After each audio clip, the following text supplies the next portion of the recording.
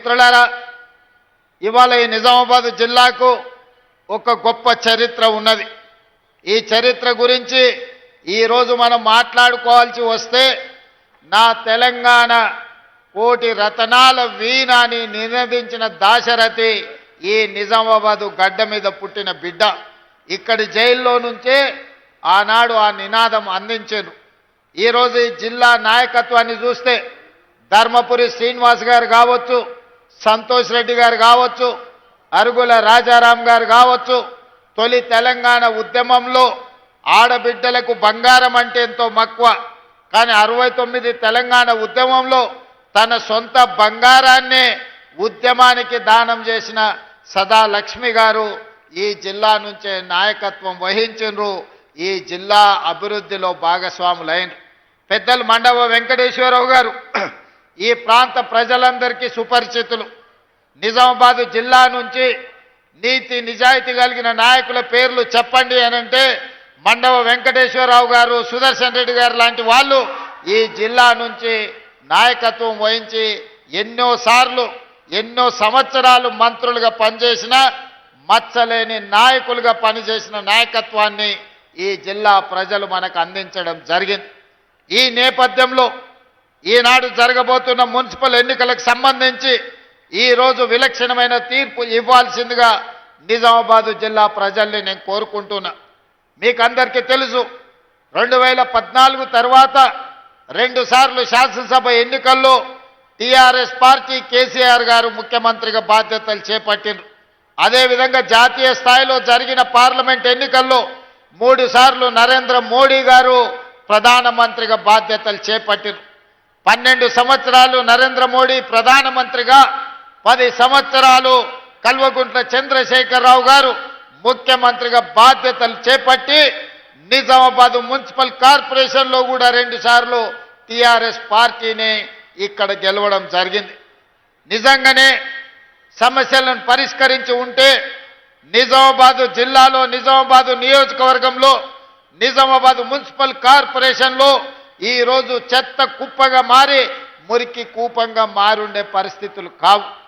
ఈ 12 ఏళ్లలో బీజేపీ, ఈ 10 సంవత్సరాలలో టీఆర్ఎస్ ఏ ఒక్క సమస్యను పరిష్కరించకపోగా ఇక్కడ ఉన్న సమస్యలు మరింత జటిలమైనవి.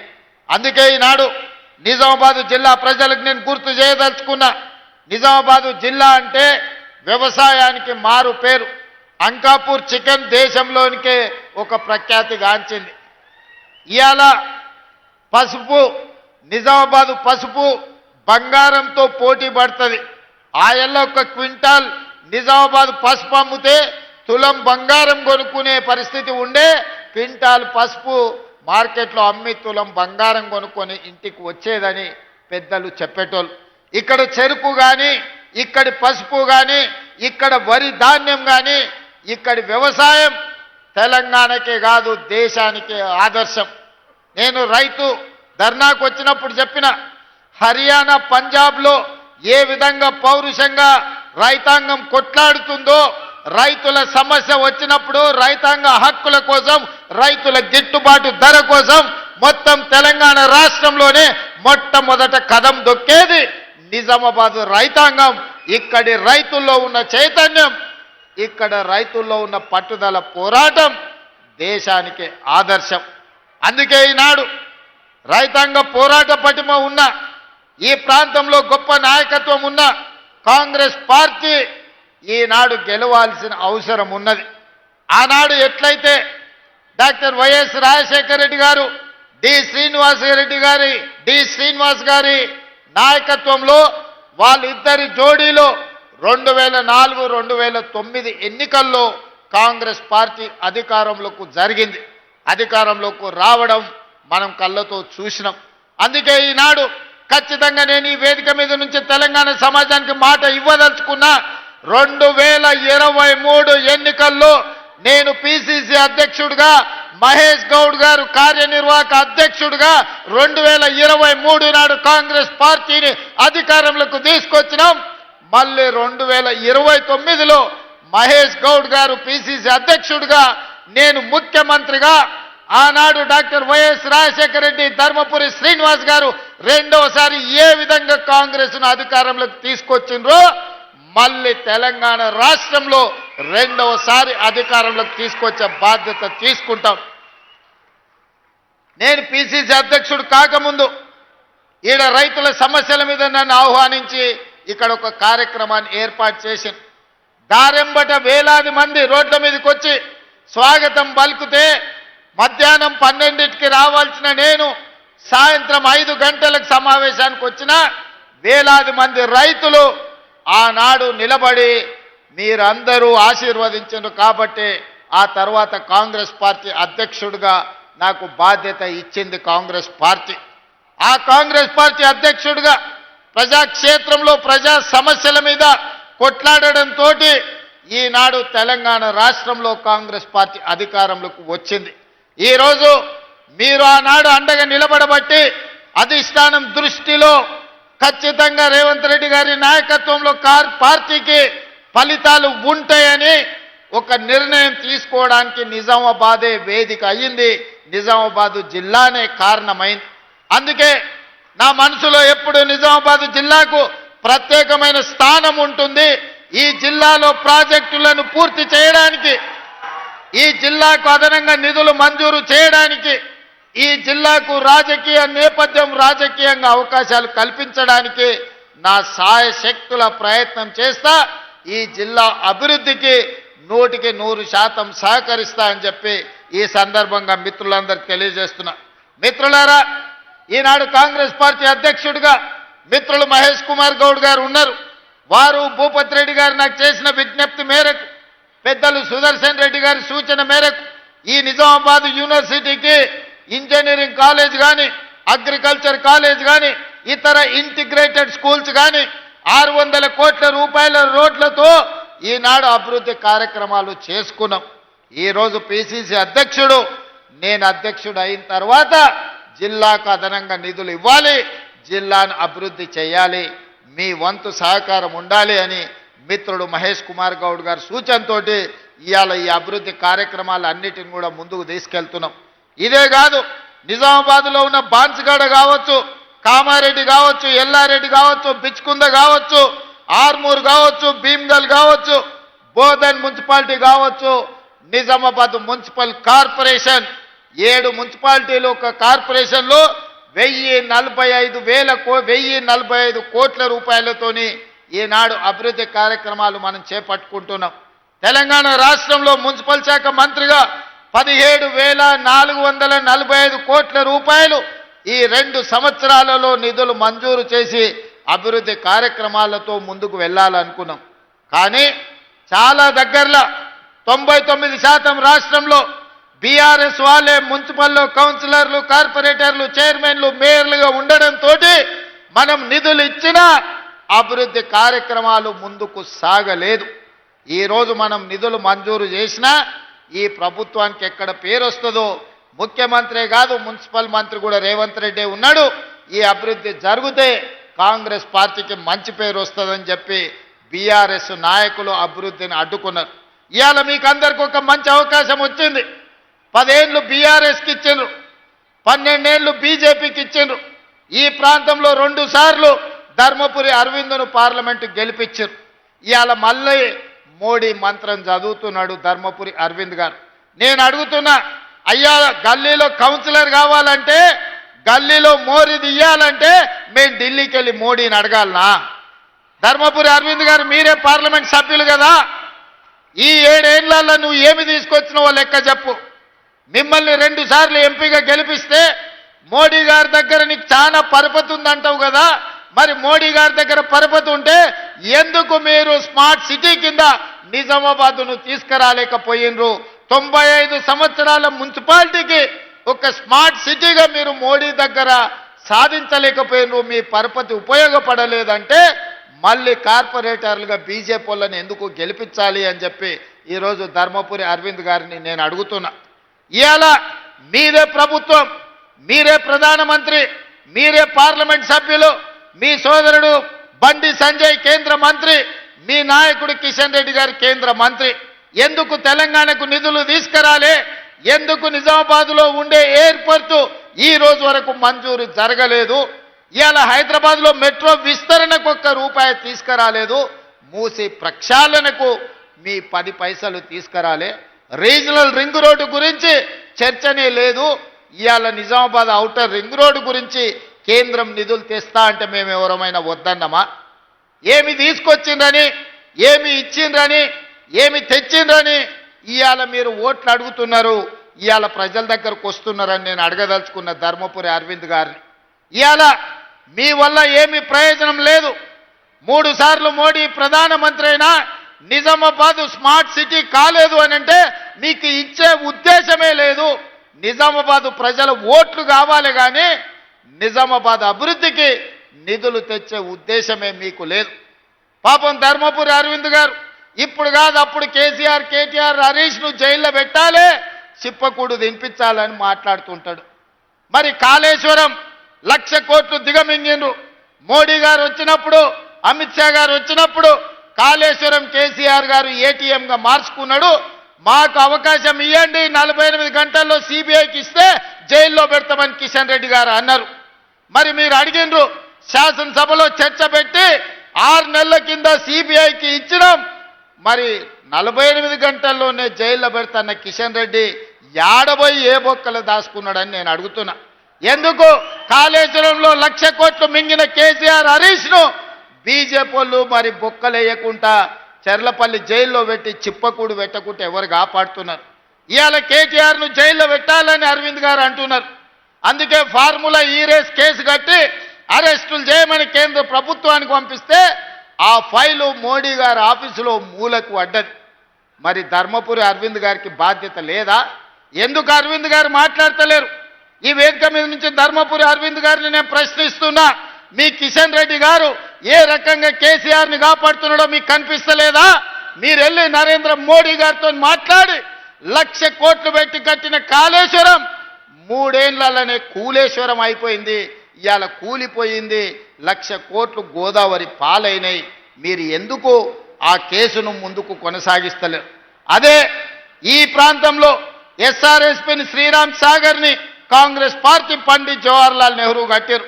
ఇవాళ నిజామాబాద్ జిల్లాలో చెరుకు బండినా, వరి బండినా, పసుపు బండినా, సోయాబీన్ బండినా నిజామాబాద్లో పంటలు పండుతున్నాయి. రైతులు ఈరోజు ఆత్మ గౌరవంతో తలెత్తుకొని తిరుగుతున్నారంటే కాంగ్రెస్ పార్టీ కట్టిన ప్రాజెక్టులే కదా. మేం కట్టిన ప్రాజెక్టులు ఎట్లున్నాయి, బీఆర్ఎస్ వాళ్ళు కట్టిన కూలేశ్వరం ఎట్లుందో ఒక్కసారి చూడండి. గోదావరి జలాలను అడ్డం పెట్టుకొని తెలంగాణను కొల్లగొట్టిన కేసీఆర్, హరీష్, కేటీఆర్ను ఎన్నడు అరెస్టు చేస్తారో మీరు చెప్పాల్సిందిగా నేను ఈరోజు అడుగుతున్నా. అందుకే ధర్మపురి అరవింద్ గారికి పరపతి లేదు. మోడీ దగ్గర ఈనాడు ఆయన మాట చెల్లుబాటు కాదు. కాబట్టి పార్లమెంట్లో ఆయన ఉన్నాడు. నిధులు దేవాలంటే కేంద్రం నుంచి ఎంపీలు చాలు, కౌన్సిలర్లు వెళ్ళేది, కార్పొరేటర్లు వెళ్ళేది ఢిల్లీకి కాదు, ఇక్కడ ఉండే మున్సిపల్ మంత్రి దగ్గరికి వెళ్ళాలి, లేకపోతే స్థానికంగా ఉండే ఎమ్మెల్యే దగ్గరికి వెళ్ళాలి. స్థానిక ఎమ్మెల్యే భూపత్ రెడ్డి ఉన్నాడు, మున్సిపల్ శాఖ మంత్రిగా నేనున్నా. ఇవాళ కౌన్సిలర్లు, కార్పొరేటర్లను మీరు గెలిపించండి.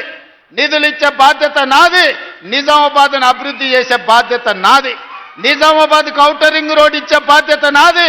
మంచిప్ప ప్రాజెక్టును పూర్తి చేసి భూపత్ రెడ్డి అడిగిన ఇరిగేషన్ ప్రాజెక్టులను పూర్తి చేసి నిధులు ఇచ్చి నిజామాబాద్ను అభివృద్ధి చేసే బాధ్యత మరి అందుకే ఇవాళ ఇక్కడికి వచ్చిన మా యువకులను అడుగుతున్నా, మీరు గాడిదకు గడ్డేసి మీరు ఆవుకు పాలు పిండుతామంటే సాధ్యమా?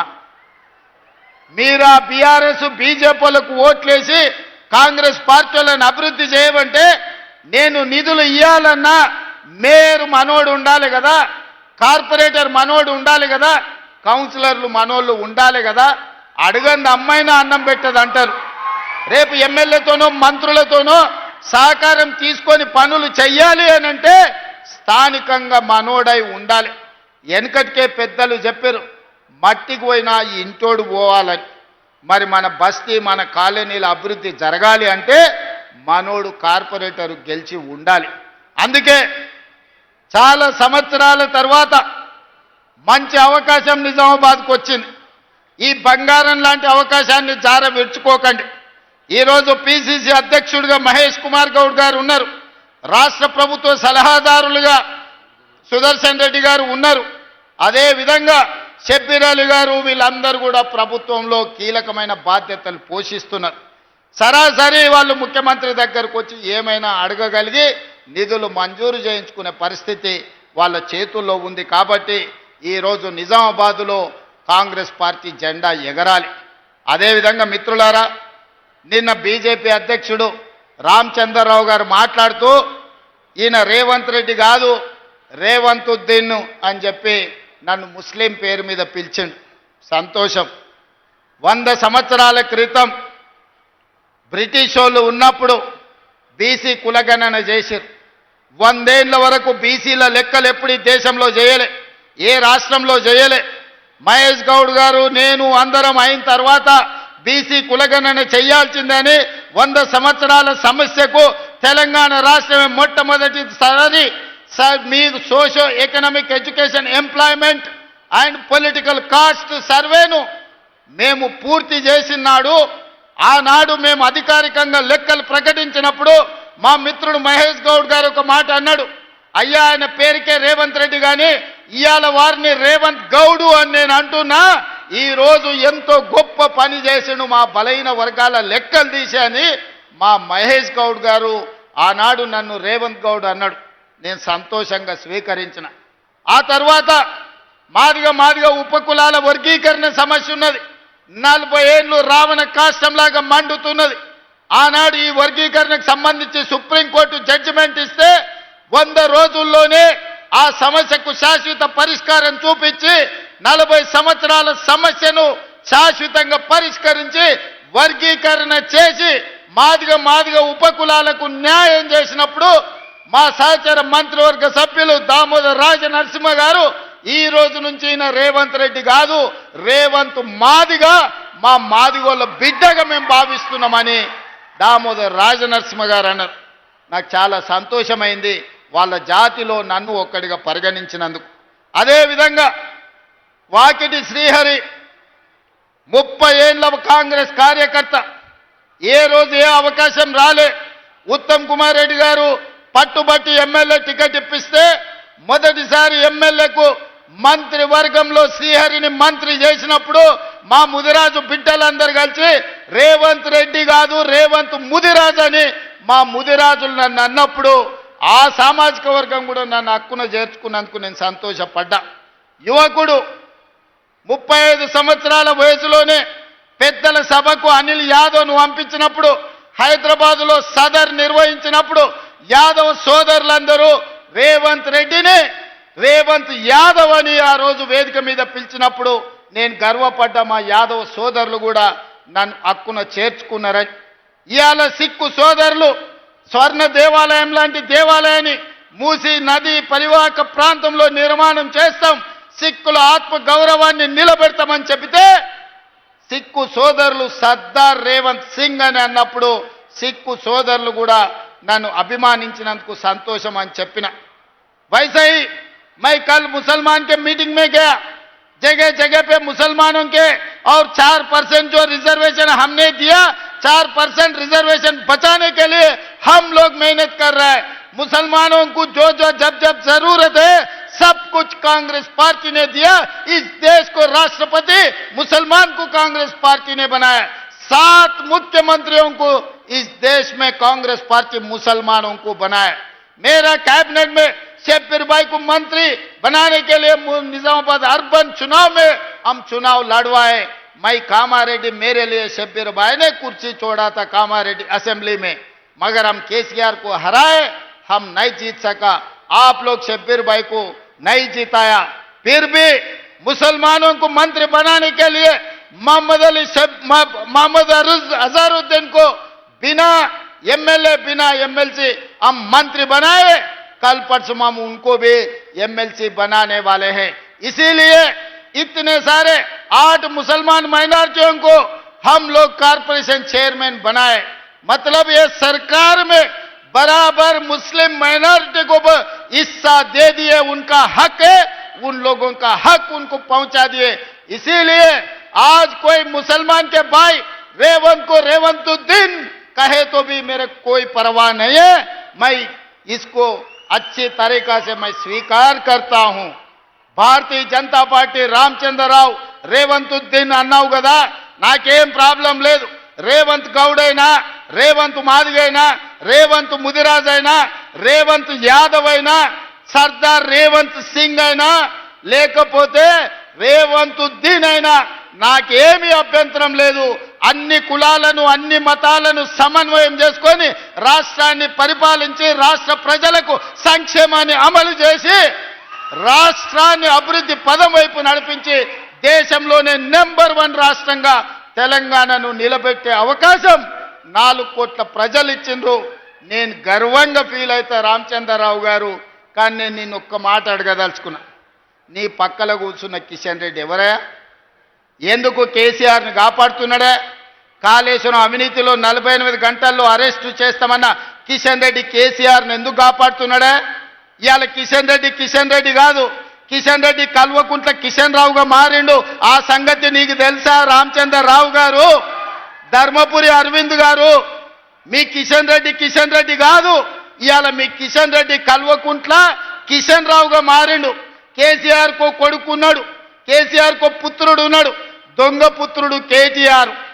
ఇవాళ కేసీఆర్కి ఇంకో దత్తత పుత్రుడు ఉన్నాడు, ఆయన పేరు కల్వకుంట్ల కిషన్ రావు. దొంగ పుత్రుడు దత్తపుత్రుడు కలిసి ఈరోజు కేసీఆర్ అవినీతిని కాపాడే ప్రయత్నం చేస్తున్నారు. మొట్టమొదట రామచంద్రరావు గారు కిషన్ రెడ్డి గారిని జనజీవన స్రవంతిలోకి తీసుకురా. ఈరోజు కేసీఆర్కు కాదు ఊడిగం చేయాల్సింది, తెలంగాణ ప్రజలకు సేవలు అందించాలి. నిజంగానే మీకు పరపతి ఉంటే మున్సిపాలిటీలలో ఓట్లు అడగాలంటే నిజామాబాద్ కార్పొరేషన్ని స్మార్ట్ సిటీలో ఈరోజు మీరు ప్రకటించండి. హైదరాబాదు నగరంలో మూసీ నిర్మాణం, అహ్మదాబాదులో మీరు నర్మదా నది రివర్ ఫ్రంట్ కట్టుకుంటారు, ఢిల్లీలో యమునా నది కట్టుకుంటారు, ఉత్తరప్రదేశ్లో గంగా నది కట్టుకుంటారు. మా హైదరాబాద్కు మాత్రం మూసీ నది ప్రక్షాళన జరగొద్దా? మోడీ నిధులు ఇయ్యడా? మోడీకి ఓట్లు ఇయ్యలేదా? బీజేపీకి 8 సీట్లు ఇవ్వలేదా? తెలంగాణ నుంచి 8 మంది ఎంపీలను ఇస్తే 2 మంత్రులను చేసినామంటున్నారు, కానీ ₹1 కూడా తెలంగాణకి ఇవ్వలేదు. ఇది దుర్మార్గం కాదా అని నేను బీజేపీ నాయకులను నేను అడుగుతున్నా. అందుకే మీకు ఓటు అడిగే హక్కు లేదు. తెలంగాణ ప్రజలు బీజేపీని బొందబెట్టాలి. బీజేపీ బీఆర్ఎస్ వేరు కాదు, వీళ్ళిద్దరిది ఫెవికల్ బంధం. వీణ వాణి అని 2 తలకాయలు కలిసి బాడీ వేరుంటుంది, ఆడపిల్లలు ఉన్నారు. బీజేపీ బీఆర్ఎస్ బంధం కూడా విడదీయరాని ఫెవికల్ బంధం. ఇవాళ బీజేపీ కేసిన బీఆర్ఎస్ కేసిన ఒక్కటే, ఆ ఓట్లు తీసుకెళ్లి మూసీ నదిలో వేసినట్టే. ఎందుకంటే ఇవాళ ప్రభుత్వం అనేది ఉన్నది, 2 ఏళ్లే మనం పూర్తి చేసుకున్నది. ఇంకా 8 ఏళ్ళు కాంగ్రెస్ పార్టీ అధికారంలో ఉంటుంది, తెలంగాణను అభివృద్ధి చేస్తుంది. ఈ అభివృద్ధిలో నిజామాబాద్కు ప్రత్యేకమైన స్థానం ఉంటుంది. నిజామాబాద్ నుంచే ఈ తెలంగాణ అభివృద్ధికి పునాదులు వేస్తాం. నిజామాబాద్కి ఎయిర్పోర్టును తీసుకొచ్చే బాధ్యత మా ప్రభుత్వం తీసుకుంటుంది. ఇవాళ ఆదిలాబాద్లో ఎయిర్పోర్ట్ తెచ్చినాం, వరంగల్లో ఎయిర్పోర్ట్ తెచ్చినాం, వరంగల్కి అండర్ గ్రౌండ్ డ్రైనేజ్ ఇచ్చినాం. ఇవాళ కరీంనగర్ ఔటర్ రింగ్ రోడ్ ఇస్తున్నాం, వరంగల్ ఔటర్ రింగ్ రోడ్ ఇవ్వబోతున్నాం. ఇవన్నీ పథకాలు జరిగినాయంటే కాంగ్రెస్ పార్టీ అధికారంలో ఉంది కాబట్టే ఇవాళ పేదలకు న్యాయం జరిగింది. అదేవిధంగా టీఆర్ఎస్ వాళ్ళు అంటూరు ఏం చేసిరని నేను చెప్పదలుచుకున్న, రాసుకోండి. కేసీఆర్ ఫామ్ హౌస్లో ఖాళీగానే ఉంటే పెన్ను పేపర్ తీసుకొని రాసుకో. నువ్వు 10 ఏళ్లల్లా ఒక్క రేషన్ కార్డు కూడా ఇయ్యలే. ఉత్తమ్ కుమార్ రెడ్డి నాయకత్వంలో లక్షలాది మంది పేదలకు రేషన్ కార్డులు ఇచ్చి ఇవాళ 3,17,00,000 మందికి ఇవాళ సన్న బియ్యం ప్రతి మనిషికి 6 కిలోల చొప్పున ప్రతి పేదవాడికి ఆ రేషన్ కార్డులతో పాటు సన్న బియ్యం అందిస్తున్నాం. మా అక్కలు ఇక్కడనే ఉన్నారు సాక్షిగా, సన్న బియ్యం మేము ఇస్తున్నాం. ఆయల్ల దొడ్డు బియ్యం ఇస్తే బర్లకు పెట్టేటోళ్ళు, లేకపోతే రేషన్ షాప్ ఉంటే అక్కడి నుంచి అక్కడనే అమ్మేది. ఇవాళ మా అక్కలు సన్న బియ్యం వాళ్ళు తినడమే కాదు, సంటి పిల్లలకి ఇవాళ వండి బుక్కెడు బువ్వ ఆడబిడ్డలు పెట్టుకుంటున్నారంటే మేమిచ్చిన సన్న బియ్యం కాదా? అదేవిధంగా ఆయల్ల భూమి ఉన్నోనికి, వ్యవసాయం ఉన్నోనికే ఉచిత కరెంటు ఉండే, పట్టణాలలో పేదోళ్లకు ఉచిత కరెంటు లేదు. అందుకే పాదయాత్ర సందర్భంగా పేదలు నా దృష్టికి తెస్తే ఇవాళ పేదవాళ్ళ ఇళ్లకు 200 యూనిట్లు ఉచిత కరెంటు, 50 లక్షల కుటుంబాలు ఇవాళ ఉచిత కరెంటును ఇవాళ లబ్ధి పొందుతున్నారు. 50 లక్షల పైగా 500 రూపాయలకే సిలిండర్ ఇవాళ పేదవాళ్ళ ఇండ్లకు మనం చేరవేసినాం. అంతెందుకు మా అక్కలు ఇవాళ 2 ఏళ్లలో ఆయల్ల అమ్మగారింటికి పోవాలన్నా లేకపోతే అమ్మవారిని దర్శించుకోవాలన్నా ఇంటి ఆయననో కన్న కొడుకునో ఇంటి ఆయననో పైసలు అడిగితే ఇస్తే ఇచ్చినట్టు దసరా పండుగ కడితే ఉగాది పండుగ పోదుపో అనేటోళ్ళు. అవునా అక్క? నిజమేనా? ఇక వాళ్ళు ఏదన్నా అంటే మనసు బాధపడేది, ఎవరికి చెప్పుకోకుండా కిచెన్ రూమ్లో పోయి ఏడ్చి కళ్ళు తుడుచుకొని మళ్ళీ వండి పెట్టేది. అవునా? ఇవాళ ఇంటి ఆయన బావి కాడిపోతే మా అక్క అమ్మగారింటికి పోయి అమ్మని చూసి వెనక్కి వస్తుంది. పండుగ పూట ఉందంటే పిల్లల్ని తీసుకొని బరాబరు లక్ష్మీ నరసింహస్వామి పోవాలన్నా భద్రాచలంలో రాముల వారిని దర్శించుకోవాలన్నా బస్సులో పోతుర్రా? ఎప్పుడన్నా ఈ 2 ఏళ్లలో ₹1 ఎవరైనా బస్ కిరాయి అడిగినరా అక్క? 9,000 కోట్ల రూపాయలు మా ఆడబిడ్డల బస్ కిరాయిలకు నేను ఆయనని చెప్పిన, నా ఫోటో పెట్టుకొని ఎవరైనా బస్ కిరాయి కండక్టర్ అడితే మా తమ్ముడు పట్నంలో ఉంటాడు తెచ్చుకోపోరే అని ఫోటో చూపించమని మా అక్కలకు చెప్పిన. ఈ 2 ఏళ్లలో మా అక్కల్ని నేను అడుగుతున్నా, ఒక్కరైనా ₹1 మిమ్మల్ని బస్ కిరాయి అడిగినరా? మీరు చెప్పండి అక్క. అడగలే కదా? ఇది కేసీఆర్ మేము ఆడబిడ్డలకు 9,000 కోట్ల రూపాయలు బస్సుల ఉచిత ప్రయాణానికి మా ప్రభుత్వం కట్టింది. పొన్నం ప్రభాకర్కు ఇవాళ మా ప్రభుత్వం తరఫున 9,000 కోట్లు చెల్లించినాం. ఇదే కాదు, బస్సులో ఉచిత ప్రయాణమే కాదు, 1000 బస్సులు మా స్వయం సహాయక సంఘాలకు కొనిపించి బస్సుల యజమానులను ఇవాళ మా ఆడబిడ్డల్ని చేసినాం. సోలార్ పవర్ విద్యుత్ ఉత్పత్తి అదాని అంబానీలు కాదు, మా ఆడబిడ్డలకు 1000 మెగావాట్లు ఇవాళ వాళ్ళకు వ్యాపారాన్ని అప్పజెప్పినాం. హైటెక్ సిటీ పక్కన మైక్రోసాఫ్ట్, ఇన్ఫోసిస్, విప్రో లాంటి కంపెనీలే కాదు, ఇవాళ 3.5 ఎకరాలు 100 కోట్ల రూపాయల భూమి 150 షాపులు వాళ్ళు ఉత్పత్తి చేసిన వస్తువులు అమ్మనికే శిల్పారామం పక్కన మా ఆడబిడ్డలకు ఇచ్చినాం. రైతులకు రైతు బోనస్ ఇచ్చినాం, రైతులకు రైతు రుణమాఫీ చేసినాం. ఆనాడు ఒరేసుకుంటే ఉరేసుకున్నట్టే అంటే ఈనాడు మీరు వరి వండించండి, సన్న వడ్లకు 500 రూపాయల బోనస్ ఇస్తామని దేశంలోనే ఈ 2 ఏళ్లలో ప్రతి సంవత్సరం అత్యధికంగా వడ్లు పండించినాం. ప్రతి వాళ్లకు గిట్టుబాటు ధరతో పాటు 500 బోనస్ ఇచ్చినాం. అత్యధికంగా ఇవాళ లబ్ధి పొందిన జిల్లా నిజామాబాద్ జిల్లా. ఈ జిల్లాలో పండించిన వడ్లు దాయానికి గోడౌన్లే లేవని పెద్దలు సుదర్శన్ రెడ్డి గారు ఇప్పుడే చెప్పారు. నిరుద్యోగ యువకులకు 70,000 ఉద్యోగాలు ఈనాడు మేము లెక్క కట్టి ఇచ్చినాం. కేసీఆర్ నీకు అనుమానం ఉంటే ఫామ్ హౌస్ల నుంచి ఎల్పీ స్టేడియం రా, 70,000 మంది విద్యార్థులను ఉద్యోగాలు ఇచ్చిన వాళ్ళను తలలు లెక్క కట్టి లెక్క చూపితే ఒక్క తలకాయ తగ్గినా నా తల తీసుకుంటా. 70,000 ప్రభుత్వ ఉద్యోగాలు మేమిచ్చి చూపించినాం. గ్రూప్ 1 2011 తర్వాత పరీక్షలు 15 ఏళ్ళు పెట్టకపోతే పరీక్షలు పెట్టి ఉద్యోగాలు ఇస్తే కాళ్ళ కట్టెబెట్టి కోర్టులో లిటిగేషన్లు పెడితే నిన్న హైకోర్టు చెంప చెల్లుమని కొడితే 562 మంది గ్రూప్ 1 ఉద్యోగాలను నియామక పత్రాలు మేము అందించినాం. మా ఆడబిడ్డలు కానీ, రైతులు కానీ, నిరుద్యోగ యువకులు కానీ, అభివృద్ధి కార్యక్రమాలు కానీ, ఔటర్ రింగ్ RRR కానీ ఇట్లా చెప్పుకుంటూ పోతే ప్రతి అభివృద్ధి కార్యక్రమాన్ని ఈ 2 ఏళ్లలోనే మనం చేసుకున్నాం. అందుకే ఆ చిక్కుముళ్ళను అన్నింటిని ఒకటొకటి పరిష్కరించుకుంటూ ఈరోజు తెలంగాణ రాష్ట్రాన్ని అభివృద్ధి పదం వైపు నడిపించడానికి మేమందరం తీవ్రమైన ప్రయత్నం చేస్తున్నాం. నిండు మనసుతో మీ ఆశీర్వాదం కావాలి. ఈరోజు మీరు అండగా నిలబడితే తెలంగాణను అద్భుతమైన రాష్ట్రంగా, ఈ దేశంలోనే నెంబర్ 1 రాష్ట్రంగా తీర్చిదిద్ది Telangana is rising, come join in Telangana rising అని ఈరోజు తెలంగాణను ముందుకు తీసుకెళ్తాం. మీరు అండగా నిలబడాలి. నిజామాబాద్ జిల్లా నిండు మనసుతో ఆశీర్వదించాలి. వాళ్ళు వీళ్ళు ప్రలోభాలు పెట్టినా, వాళ్ళు వీళ్ళు ఏది చెప్పినా వినకండి. మీ సమస్యల్ని పరిష్కరిస్తా. మున్సిపల్ కార్పొరేషన్లో కాంగ్రెస్ జెండా ఎగరేసినాక మున్సిపల్ మంత్రిగా మళ్ళీ నిజామాబాద్కు వస్తాను, మిమ్మల్ని అందరినీ కలుస్తాను, మీతో కూర్చొని సమస్యల్ని పరిష్కరిస్తాను. మీరందరూ అండగా నిలబడాల్సిందిగా, నిజామాబాద్ కార్పొరేషన్ గెలిపించాల్సిందిగా కోరుకుంటున్నా. మీరందరూ సిద్ధమేనా? సిద్ధమేనా? సిద్ధమేనా? అక్కడున్న మా యువకులు ఏమంటలేరు? సిద్ధమేనా? సిద్ధమేనా? సిద్ధమేనా? సిద్ధం అన్నోళ్ళందరూ మా అక్కలు చేయలేతిరా. మీకేమైందా? ఎత్తురి చేయిపైకి మా ఆడబిడ్డలు చూడు ఎంత మంచిగా పాలపిట్ట లెక్క కనిపిస్తున్నారు. ఇందిరమ్మ చీర కట్టుకొని హెలికాప్టర్లు వస్తుంటే మా అక్కలు నడుచుకుంటూ వస్తే దసరా పండుగ నాడు పాలపిట్టల్ని చూసినట్టు ఉన్నది. మా అక్కలందరూ ఇంతమంది పాలపిట్టలు వచ్చినాక ఈ గెలుపు ఖాయమైన నమ్మకమైంది. చేయి పైకెత్తిన వాళ్ళందరూ నాతో పాటు కలపండి. జై కాంగ్రెస్, జై జై